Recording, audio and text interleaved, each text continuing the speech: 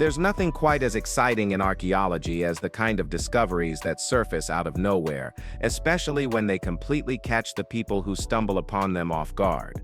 So, join us for today's video as we're going to look at some of the most amazing, unexpected archaeological treasures found recently that will definitely blow your mind. Let's start off with number 15. Liijaya culture tombs in Shanxi. What archaeologists found in northern Shanxi goes far beyond just tombs. It's a full layout of elite burial grounds from the Liijaya culture deep into the Shang dynasty era. A total of 9 high-status cemeteries were uncovered at the Xiakou site, revealing a detailed structure of rammed earth buildings and tiered tombs built between 1600 and 1045 BCE. Among them were 7 large A-shaped graves, rare in this region, filled with ornate burial goods. Excavations in the nearby Changling Cemetery brought forward an even more intricate discovery, a Jaya-shaped tomb along with 3 vertical earth pit tombs. These sites yielded over 200 grave offerings, including bronze chariots, jewelry, turquoise inlaid items, jade carvings, and creepy weapons. A swallow-shaped copper belt buckle stood out for its unusual craftsmanship. Together, these finds paint a more complete picture of the political geography during the Shang's Yin ruins phase, showing not just power, but cultural detail from a society that built in layers, literally and politically. Number 14. 11th century crescent earring in West Jutland. During a quiet day in December 2021, a hobbyist using a metal detector in West Jutland found something no one expected: an 11th century crescent-shaped earring of rare craftsmanship. Decorated with vibrant enamel in purples, greens, and blues, the piece is backed with gold and outlined with delicate gold threadwork. 2 birds flank a tree at its center, possibly a symbolic tree of life. Though it resembles Norse iconography, experts say the design likely originated from Egypt and reached Scandinavia through long-distance trade. Only 11 similar pieces have ever been identified worldwide, and none have been previously found in Scandinavia. Its origin remains a puzzle. There were no known Viking trade routes or settlements in this part of the region that would explain its arrival. The craftsmanship suggests it belonged to someone of royal or elite status. It's now being preserved by Danish archaeologists, who are documenting its composition and design before it joins a curated exhibit on cross-cultural exchange during the Middle Ages. Number 13.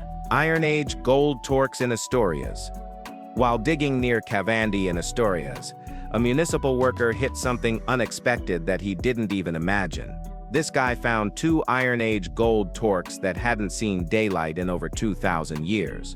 Crafted with incredible skill, the torques showed off intricate geometric designs using techniques like filigree, granulation, casting, and welding. Unlike previous discoveries from this region, which lacked proper documentation, this one came from an untouched site, giving archaeologists rare context. The find, made by Sergio Narciandi, was initially mistaken for scrap metal, but after calling in experts, including his uncle, a professional archaeologist, it quickly became clear this was a game-changer for Iron Age studies in the Iberian Peninsula.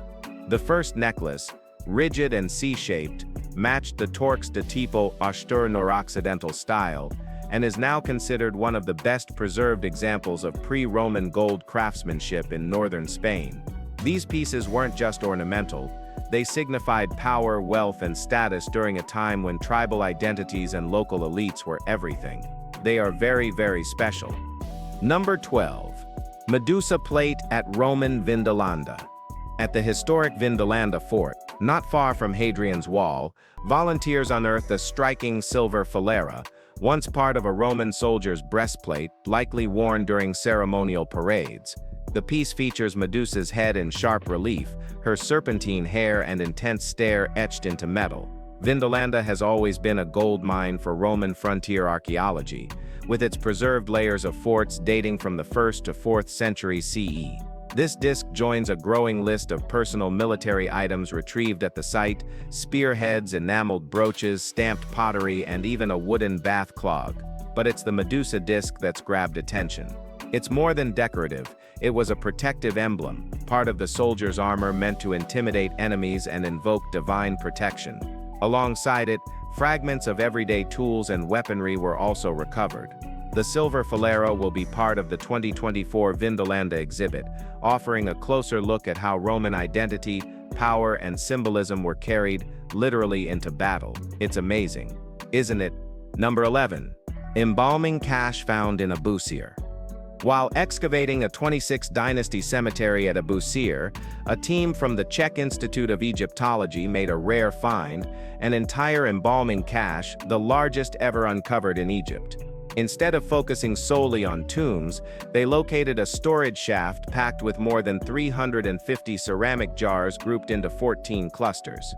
Each contained traces of embalming materials, resins, oils, and linen remnants once used to prepare mummies. Some jars even held instructions written on them. Nearby, 4 limestone canopic jars bore inscriptions for Wahiber Mary IX, son of Lady Verucchio. Strangely, these jars appear unused. No remains were inside, which has led to speculation that the man recovered unexpectedly or was buried elsewhere. The site offers unmatched insight into how the embalming process was organized at scale, showing clear logistical planning behind the scenes of what most people only associate with tombs and sarcophagi. Researchers are still analyzing residue samples, hoping to better understand the chemical compositions and practical rituals involved in ancient Egyptian mummification. Number 10. Celtic Rainbow Cup Coin in Bavaria.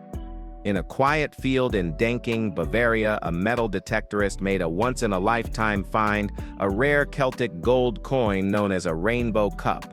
Only 4 coins of this type exist, and this one is the only example with a verified discovery site.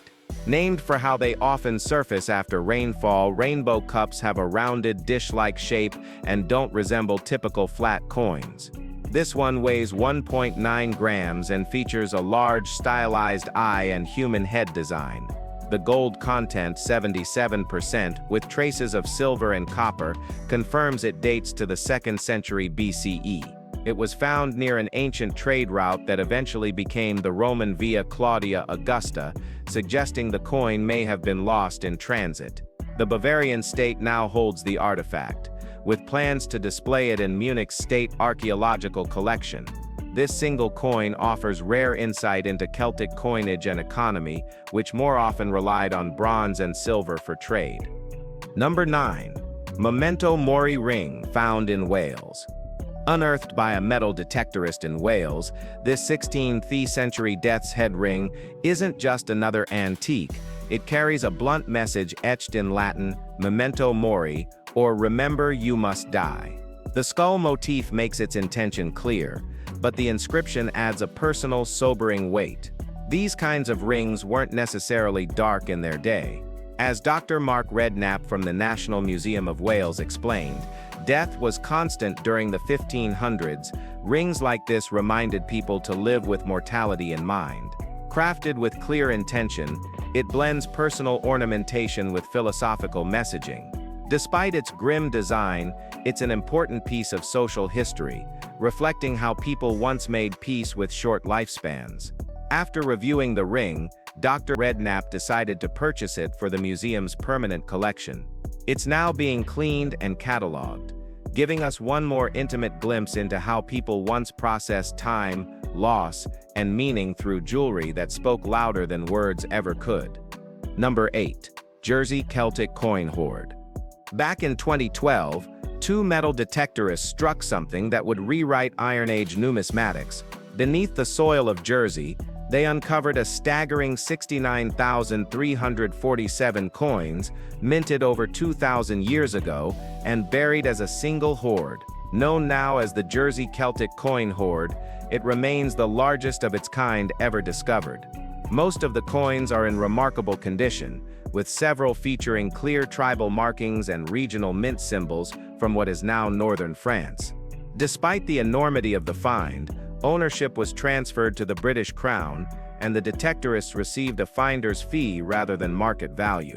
A portion of the hoard now sits on display at Jersey's La Hougue Bie Museum, where conservationists continue to catalog and stabilize the coins.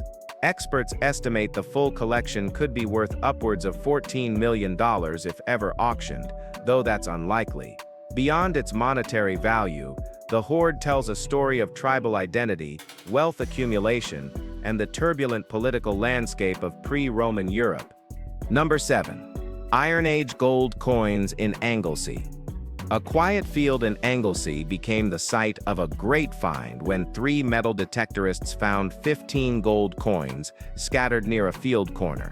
These coins, known as staters, date from 60 to 20 BCE and are believed to be linked to the Kareel-Tavi tribe of the East Midlands. Until now, there had been no record of such coins in Wales, where Iron Age groups rarely used currency.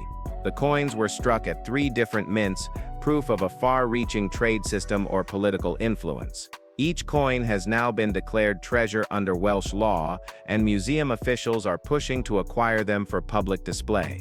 What makes this find great isn't just the coins themselves, but their location, a region not previously associated with Iron Age minting.